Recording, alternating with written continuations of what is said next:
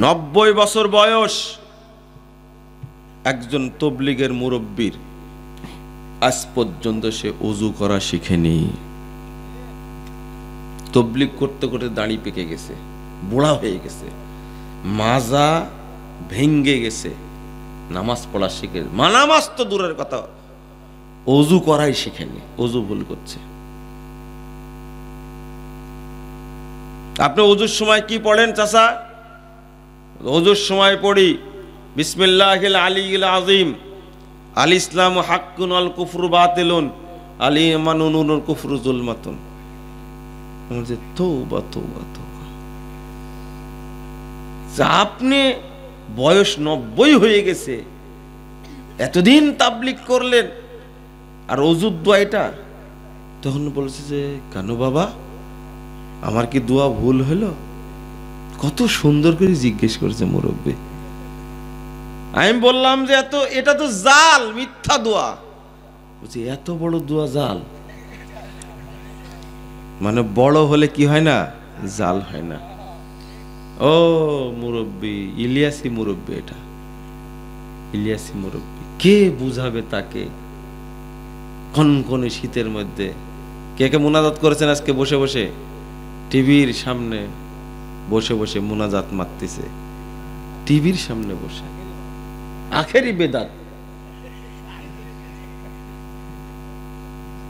মুরব্বীর বগুড়ার মানুষ কি শিখেছে? এখনো বলছে আখেরি মুনাজাত, বলতে হবে আখেরি বেদাত। লিখছি আমি, তাই না? তা বই পড়ে কি করলেন তাহলে? এখনো বলছে আখেরি মুনাজাত, বলবেন আখেরি বেদাত,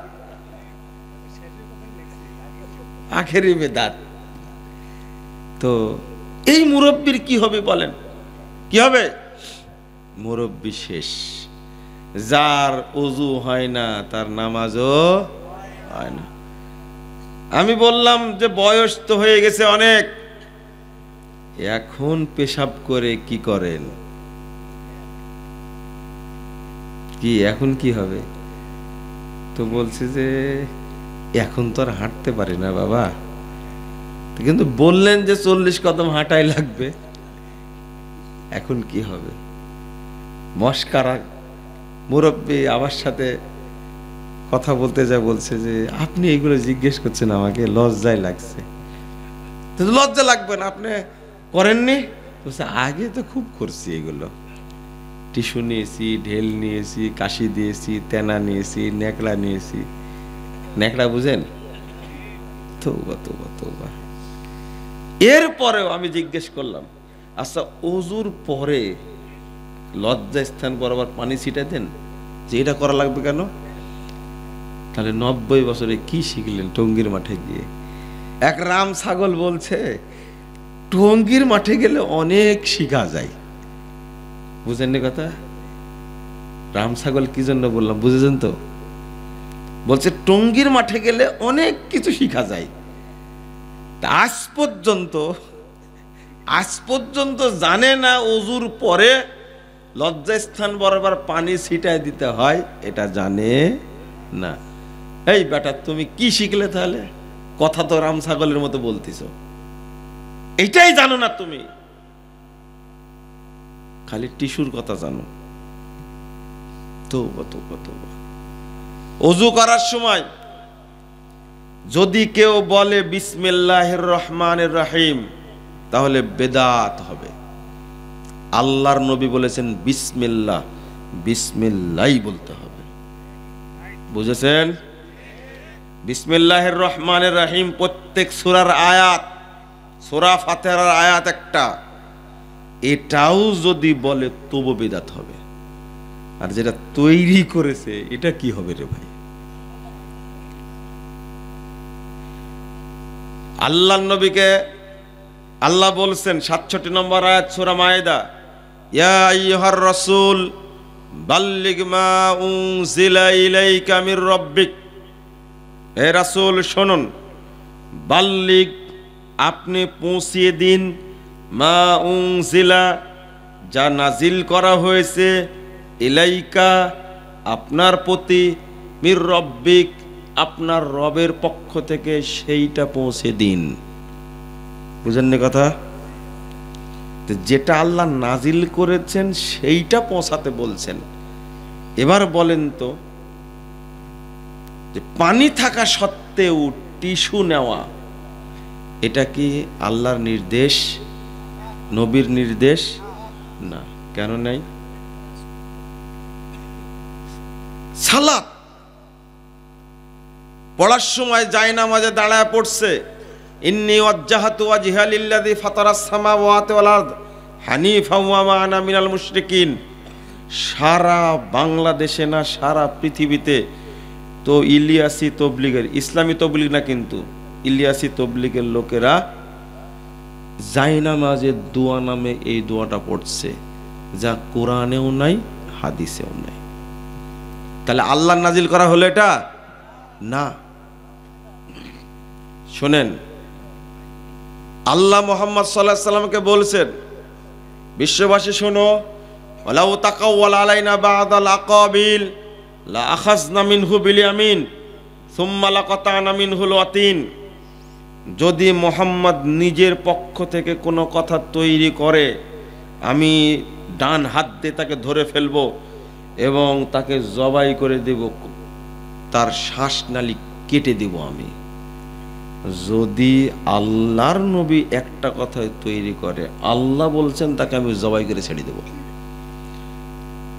আল্লাহর নবী একদিন দোয়া শিক্ষা দিচ্ছিলেন বারা ইবনে আযিবকে, বুঝছেন? আল্লাহ রাসূল বলছেন, বলো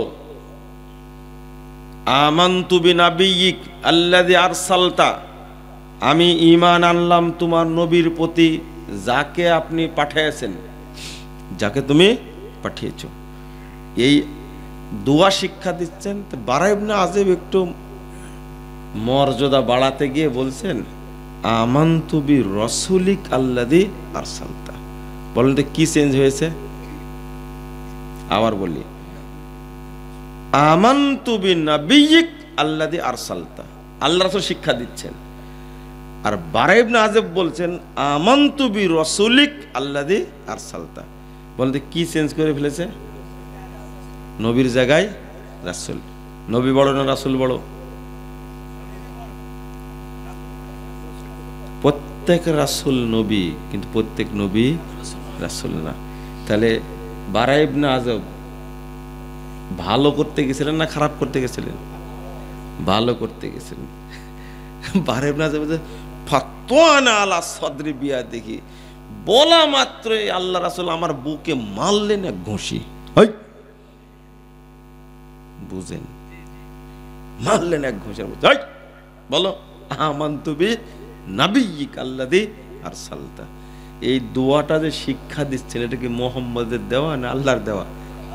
মুহাম্মদ জানে না, এখানে চেঞ্জ করলে খবর আছে। আমার কি খবর আছে বুঝতে পারছেন? কি খবর? জবাই, কল্লা কেটে দেবে। এটা হলো অরিজিনাল ভাষা, কল্লা কেটে দেবে। এইটাই যদি সহ্য মুহাম্মদ সাল্লাল্লাহু আলাইহি ওয়াসাল্লাম না করতে পারেন, এত লম্বা লম্বা যে দোয়া তৈরি করেছে হুজুরেরা, এদের কি হবে বলেন দেখি? এদের জবাই কয়বার করবে বলেন দেখি? এরাই হলো বেদাতি হুজুর, এরা হলো শয়তানের এজেন্ট। কার এজেন্ট? শয়তানের এজেন্ট। আমার কথাটা একটু কড়া কড়া লাগবে, কিন্তু কোরআনে এইভাবে আসছে। বেনামাজিকে আল্লাহ কাফের বলেছেন, আমি কাফেরই বলবো, আমি অমুসলিম বলবো না ওকে। এটাই মানহাজ। বেনামাজিকে রাসূল কাফের বলেছেন, আমি কাফেরই বলবো, ও ঘুরে ফিরে বলবো না। এটা মানহাজ, বুঝেননি? এটা মানহাজ। বেদাতকে বেদাতি বলবো, বেদাতকে বেদাতি বলবো, ঘুরা ফিরা বলাটা মানহাজ না। সাহাবীরা বলেছেন, তাবিঈরা বলেছেন, আমিও বলবো। খুব ভালো করে মনে রাখেন কথাটা। তো এই যে তৈরি করলো ওষুধ খাওয়ার দোয়া, ইসলামী ব্যাংক হাসপাতালে লেখা আছে ওষুধ খাওয়ার দোয়া, বিসমিল্লাহির রহমানির রহিম, আল্লাহুম্মা শাফি আল্লাহুম্মা কাফি। ইসলামী ব্যাংকের, ইসলামী ব্যাংক হাসপাতালের যত ডিরেক্টর আছে, তাদের সবাইকে যদি জিজ্ঞেস করা হয় এই দোয়া কোথায় পালেন, ও কিয়ামত পর্যন্ত দেখাতে পারবে? মন চাইছে তৈরি করে দিছে, 50 বছর পরে এটাই বলবে যে এটাই ওষুধ খাওয়ার দোয়া। বুঝেননি? এত যে বলি তাও লজ্জাও নাই। লজ্জা কেন থাকবে? লেখে একবার ফেলেছে, এটার বাদ দিবে না। দোয়া তৈরি করা যাবে? ওরা বলছে যে তবলিগেরা তৈরি করেছে কিছু, দেওবন্দীরা কিছু তৈরি করেছে, বেরলবেরা কিছু তৈরি করেছে, আমরাও কিছু করি। এখন এরাও কিছু করছে। হায় হায় হায়, কে বুঝাবে তাদেরকে? আস্তাগফিরুল্লাহ। যে ব্যক্তি বেনামাজি, এই ব্যক্তিকে গোসল করানো যাবে না, কারণ কাফেরকে যদি 1000 বার গোসল করেন ও পবিত্র হবেন। 2 নম্বর, আপনার মা হলেও বাপ হলেও, এদিকে শুনে, এদিকে এদিকে, কোন দিক তাকাচ্ছেন? আপনার বাপ নামাজ পড়ে না, আপনার বাপকে গোসল করায়া কাফন পরায়া আপনি মসজিদের কাছে যদি নিয়ে যান, আর এই কাফের জানা যদি মুসল্লিরা পড়ে, আল্লাহ আপনাকে ধরবেন যে এই কাফেরকে কেন মসজিদের সামনে নিয়ে গেলে? আপনি পেশ করতেই পারবেন না তাকে, বেনামে যদি হয়। জানাজা তো দূরের কথা, এর জন্য গোসল চলবে না, কাফন চলবে না, কবর খোঁড়া যাবে না, জানাজা অনেক পরে। ও কই দূরে নিয়ে যায় মাটি দিয়ে আসতে হবে, পুঁতে দিয়ে আসতে হবে। পুঁতা বুঝেন তো? পুঁতে দিয়ে আসতে হবে ওকে, কবর খোঁড়া যাবে না ওকে। আর কবরের কোনো চিহ্ন রাখা যাবে না, কারণ যদি কাফের গোর জিয়ারত করতে যাই কেউ, বুঝেননি মনে কথাটা? এই জন্য মুসলমানদের গোরস্থানে দাফন করা যাবে না। ও এত খারাপের খারাপ, শিয়াল মরে গেলে, কুকুর মরে গেলে দাফন করেন, ওকে করা যাবে না। বুঝলেন কথা? আল্লাহ বলছেন উলাইকা কাল আনআম বাল হুম আদাল, তারা চতুষ্পদ জন্তুর নাই, বরং তার চেয়েও খারাপ। তার চেয়েও কি খারাপ? আমি শুধু খারাপ বলিনি, আল্লাহ বলেছেন গরু, ছাগল, বানর, শুকুর, কুকুর, যত নিকৃষ্ট প্রাণী আছে তার মধ্যে এই নিকৃষ্ট। তো ওকে নিয়ে আমাদের চিন্তা করার দরকার নাই। আল্লাহ বলছেন ফাখলাফা মিন বাদিহিম খলফুন আদাউস সালাহ ওয়াত্তাবাউশ শাহওয়াত ফাসাউফা ইয়ালকাউনা গায়্যা। 59 নম্বর আয়াত সূরা মারিয়াম। এরা হলো মরিচিকা অপদার্থ, এরা হলো মরিচিকা অপদার্থ, যারা সালাত নষ্ট করে, পবিত্র অনুসরণ করে, তারা খুব তাড়াতাড়ি জাহান্নামের তলদেশে নিক্ষিপ্ত হবে। বলুন নাউজুবিল্লাহ। আস্তাগফিরুল্লাহ, আস্তাগফিরুল্লাহ, আস্তাগফিরুল্লাহ, লা হাওলা ওয়ালা কুওয়াতা ইল্লা বিল্লাহ। কঠিন একটা অবস্থা, জটিল একটা পরিবেশ। গাইয়াটা কি? আল্লাহ বলছেন ফাওয়াইলুল লিল মুসাল্লিন, মুসল্লিদের জন্য ওয়াইল, মুসল্লিদের জন্য স্পেশাল জাহান্নাম। ওয়াইলটা হলো, গাইয়াটা হলো ওয়াদিন ফি জাহান্নাম, জাহান্নামের একটা উপত্যকা, জাহান্নামের একটা অঞ্চল, দ্বীপ। বাঈদুল কর, জেলের মধ্যে জেল, তার নাম সেল। কি? জাহান্নামের মধ্যে স্পেশাল জাহান্নাম তৈরি করা আছে, একটা অঞ্চল বাঈদুল কর, যেটা স্বাভাবিক জাহান্নামের চেয়ে অনেক গভীর হবে। খবিসুত্তম, যার খাদ্য হবে পচা দুর্গন্ধযুক্ত। ইমাম ইয়াজ রাহিমাহুল্লাহ তিনি বলছেন ওয়াদিন ফি জাহান্নাম মিন দামিন ওয়া কাইহিন। এই গাইয়াটা হলো, ওয়াইলটা হলো জাহান্নামের একটা দ্বীপ, একটা অঞ্চল, যেটা তৈরি করা হয়েছে 2টা পদার্থ দ্বারা। তৈরি করা হয়েছে পচা পুঁজ আর পচা রক্ত দিয়ে। আস্তাগফিরুল্লাহ। এটা তৈরি করা হয়েছে এটা দ্বারা, বুঝেন মনে কথা? এই জাহান্নামে রাখবে আল্লাহ কাদেরকে?